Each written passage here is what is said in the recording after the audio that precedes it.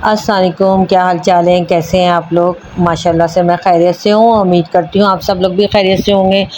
तो बस आज के अपने ब्लॉग पे एक मैंने टॉपिक चूज़ करा है। इसको आप एंड तक बहुत अच्छे तरीके से उसको सुनिएगा, देखिएगा और फिर मुझे बताइएगा कि आपको आज का मेरा ब्लॉग कहीं कैसा लगा। तो बस उसी टॉपिक पे बात करते हैं। आपको पता है कि कहीं पे 7 बेटियां राज करती हैं और कहीं पर एक बेटी भी बोझ बन जाती है। सारी कहानी जो होती है वो नसीबों की होती है। कोई सांवली भी होती है तो वो मलका बन जाती है, और कोई हुस्न परी भी जो होती है ना वो पैरों की जूती बन जाती है। सब बात किस्मत तय करती है कि किसी तख्त पे बिठाना है और किसे ठोकरों पे रखना है। बेटियों के नसीबों से ना बहुत ही ज़्यादा माँ बाप डरते हैं। तो आज मैं इसी पे बात करूँगी, इन लॉस के बारे में, जो बहुत ज़्यादा टॉक्सिस होते हैं, जुल्म करते हैं, जो बहू को इतना टीस और इरिटेट करते हैं और इस हद तक मजबूर कर देते हैं या वो भाग जाती है। और कुछ ससुराल वाले अच्छे भी होते हैं, मैं ये नहीं कहती कि सारे ससुराल वाले बुरे होते हैं जो बहुओं का ख्याल रखते हैं। लेकिन पहले ज़माने में तो ये बात कही जाती थी कि बेटी का जनाजा मतलब निकले और बेटी ने वहीं रहना है। मगर अब जो है ना वक्त बदल गया है, अब ऐसा वक्त नहीं है। इसीलिए कहा जाता है कि बेटियों को पढ़ाएं लिखाएं, अपने पैरों पर ज़रूर खड़ा करें, क्योंकि सामने वाला ना फिर बात करते हुए सोचता है कि ये कुछ कमाती है या ये कुछ बोल सकती है, पढ़ी लिखी है। वही बात है, 30 35 साल के बेटे होते हैं और उनको बहुएं चाहिए होती हैं 19 साल 20 साल की, कि छोटी होगी, कम उम्र होगी, बोलेगी नहीं, दबके रहेगी। सासें कोशिश करती हैं कि हम अपने बेटों की शादियाँ ऐसी ही नन्ही नन्ही बच्चियों से कर दें बस। ये वीडियो आप लोग एंड तक देखिएगा, आपके लिए बहुत फ़ायदेमंद होगी। और क्या कहते हैं, इसमें यही होगा कि ससुराल वालों को, इन लॉज जो जुल्म करते हैं, इनको कैसे डील करें। बहुत टॉक्सिस होते हैं, जीना हराम कर देते हैं, और इंसान जो है ना कब तक सब्र करे या जुल्म बर्दाश्त करे।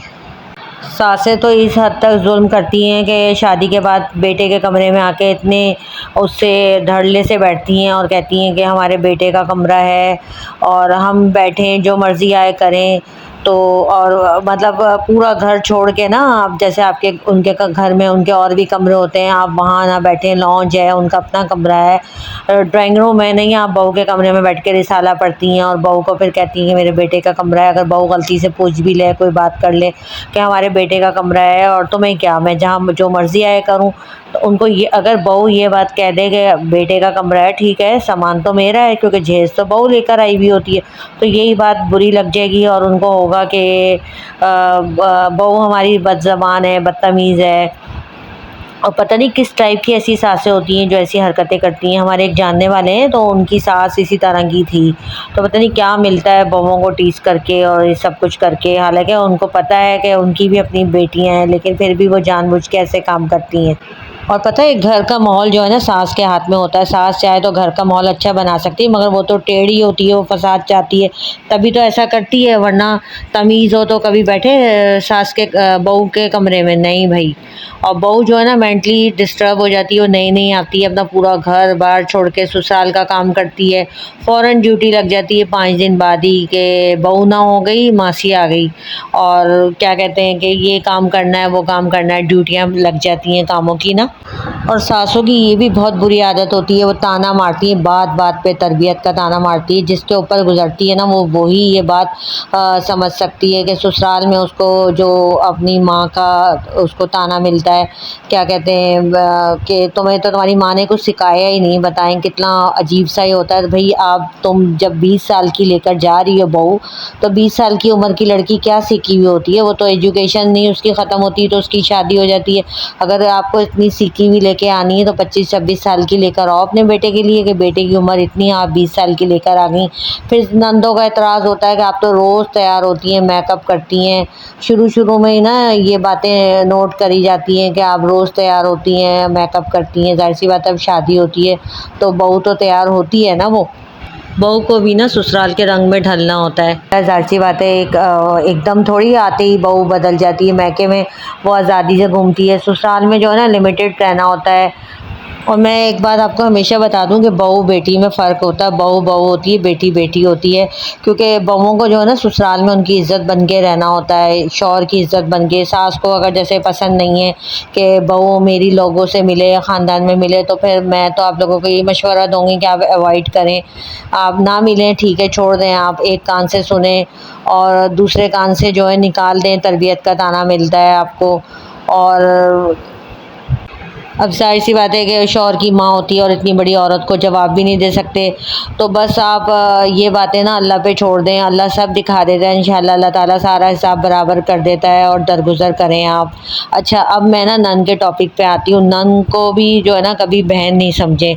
ये नहीं करें कि नन को आप दोस्ती कर लें, उसको कमरे में बिठाएँ और ज़्यादा दोस्ती करके आप जो हैं उसके मामलात में घुसें। नहीं, मैं आपसे कहूँगी हमेशा अपने काम से काम रखें और आप ना उसको उसके कामों में घुसें और ना आप उसको अपने कामों में घुसने दें। हमेशा एक ना गैप रखें। लड़कियां होती हैं अपनी नन से सारी अपनी बातें कर देती हैं, फिर वो मौका मिलता है उनको तो वो शौहर को बढ़ा चढ़ा के बता देती हैं, सास को बढ़ा चढ़ा के बता देती हैं। इस तरह से घर ख़राब होते हैं और जो हैं क्या कहते हैं बुरी भी बनती हैं बहुएँ। तो इसलिए गैप रखना चाहिए। नन को हमेशा नन ही समझना चाहिए। बाज़ बहुएँ इतनी सीधी होती हैं और कम उम्र नासमझ होती हैं, वो अपनी नंदों को सारी अपनी दिल की बातें बता देती हैं। या शौहर से भी कोई लड़ाई झगड़ा कोई बात होती है तो वो भी अपनी नंद को बता देती हैं। वो फिर नंदें जो है मौका पाके ज़रूर अपने भाइयों के कान भरती हैं, अपनी सास माँ के कान भरती हैं। तो बेहतर है कि आप उनसे गैप करके रखें, उनसे डिस्टेंस रखें, आप उनकी इज़्ज़त करें।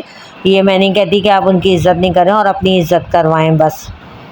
और सासों की ये भी बहुत आदत होती है कि कोई एक बेटी शादीशुदा होती है ना, वो सेम उसके ससुराल में जो कुछ होता है वो कहती है कि अब बस बहू आ गई है, मेरी बेटी के ससुराल में ऐसा हो रहा है तो अब मैं भी अब बहू के साथ ऐसे ही करूँगी। सेम सब कुछ बहू के साथ होता है। जैसे 4 दिन बाद बेटी से काम करवाना शुरू कर देते हैं तो बहू को भी कहती हैं कि भाई 4 दिन बाद अब तुम काम करना शुरू कर दो। या जैसे बहू का दिन बना हुआ होता है, एक हमारे जानने वाले हैं, उनकी बहू बेटी का दिन बना हुआ था, वो मंगल के मंगल आती थी तो फ़ौरन उन्होंने शादी के बाद बेटे को कहा कि तुम भी दिन बांध दो अपनी बीवी का। अब बेटा दिन बांध देता है तो ठीक है, और बेटा अगर दिन नहीं बांधता कि जब मर्जी आए जाए, तो सास को नागवार गुजरता है कि मेरा बेटा तो भाई अभी से बहू की हिमायतें कर रहा है। तो फिर लड़ाई झगड़े शुरू हो जाते हैं इन बातों से। तो सेम बस अपनी बेटी के चक्कर में ना अपने बेटे की ज़िंदगी भी बर्बाद करती हैं आजकल की सासें। और बहू से तो ऐसा काम लिया जाता है, पूरा एक समझा जाता है कि मासी आ गई, यानी कि ससुराल का समझे दूसरा नाम जो है ना काम होता है। फ़ौरन ड्यूटी लग जाती है कि भाई काम करे। इसी तरह आपके ससुराल में अगर आपकी देवरानी है, जेठानी है, तो आपको मैं ये मशवरा दूँगी कि उनसे भी आप एक डिस्टेंस रखें। दूर ही रहना अच्छा है, क्योंकि इधर की बात उधर, उधर की बात इधर हो जाती है। उनको भी इग्नोर करें और ऐसे लोगों को खामोशी मतलब इख्तियार करें। अब आपकी इज़्ज़त बढ़ेगी, यकीन करें। आप अपनी बातें बिल्कुल शेयर ना करें, क्योंकि ये रिश्ते ऐसे होते हैं कि वो उधर की बात इधर, इधर की बात उधर करके ना आपसे बातें निकलवाते हैं। तो इन रिश्तों से भी मैं आपसे कहूँगी दूर ही रहना अच्छा है, दूर ही ठीक है। और जॉइंट फैमिली सिस्टम में तो बहुत ही ज़्यादा वो होता है कि जहाँ पे आपकी शादी हो के जाएँ, पहले से एक देवरानी हो, जेठानी हो या फिर आपकी नंदें हों, तो आपको तो कुछ ज़्यादा खामोशी से बर्दाश्त से आपको वहाँ पे रहना होता है, क्योंकि एकदम आपको वहाँ पे सब कुछ नहीं मिल जाता। ना आप किसी से दोस्ती करें, बस इतना रखें कि आप उनकी इज़्ज़त करें और वो अपनी इज़्ज़त करवाएँ।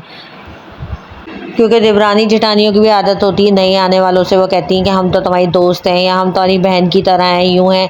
इस तरह करके बातें निकलवा लेती हैं और फिर वही बातें और वही मौका पाके वही बातें या तो सास को बता देती हैं या अपने शौहर को बता देती हैं, नंद को बता देती हैं। घर में घर का माहौल ख़राब होता है और फसाद होता है, लड़ाई झगड़ा होता है।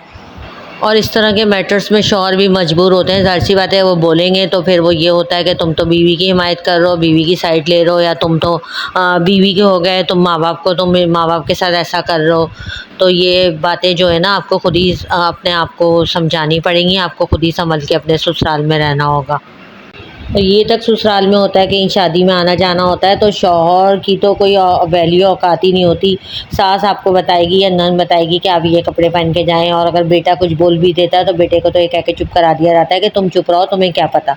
हालांकि ये उनको समझ में नहीं आता कि हम 30-32 साल की उम्र में अपने बेटे की शादी कर रहे हैं, तो कोई छोटा बच्चा थोड़ी है, वो एक आदमी है समझदार, वो भी अपनी बीवी को बता सकता है क्या पहनना है क्या नहीं पहनना। तो इन सब बातों का हल यही है कि आप डिस्टेंस से रहें, दूर दूर रहें आप, और कोई बात हो रही है कान से सुने, दूसरे से निकालें, और अपनी बातें उनसे शेयर नहीं करें किसी से भी। और अगर 50% ससुराल वाले अच्छे हैं तो वहाँ 50% टॉक्सिस भी होते हैं। बहुत से ससुराल वाले ऐसे होते हैं जो अपनी बहुओं पे बाकायदा जुल्म करते हैं। ससुराल वाले ये भी कह देते हैं बहुओं के कान में कि इधर की बात तुम मैके जाके नहीं बताना, आपका शौहर अच्छा है तो शौहर को सब कुछ ज़रूर बताएं, और फिर अपने पेरेंट्स को भी ज़रूर आप अपनी बातें बताएं। अगर आपके साथ ससुराल में जुल्म हो रहा है, वो गलत काम हो रहा है, तो ज़रूर आप अपने फैमिली में भी ये बातें बताएं। तो ये था मेरा आज का व्लॉग। फीडबैक ज़रूर दीजिएगा कि आपको कैसा लगा, लाजमी बताएंगा। और आज जो है मैं व्लॉग के बारे में भी बता दूं, मेरे हस्बैंड चिकन लेकर आए थे, वो मैंने धो के इससे बना के रखी, और खाने में मैंने तुरैयाँ पकाई थी क्योंकि गर्मी हो रही है। गर्मी में ऐसे ही खाने अच्छे लगते हैं सैलेड के साथ। तो आप लोग ज़रूर बताएंगा, और ये ज़रूर मुझे आप बताएं कि आप किस मुल्क से, किस शहर से आप लोग देख रहे हैं। अपना बहुत ज़्यादा ख्याल रखिएगा। अल्लाह हाफिज़।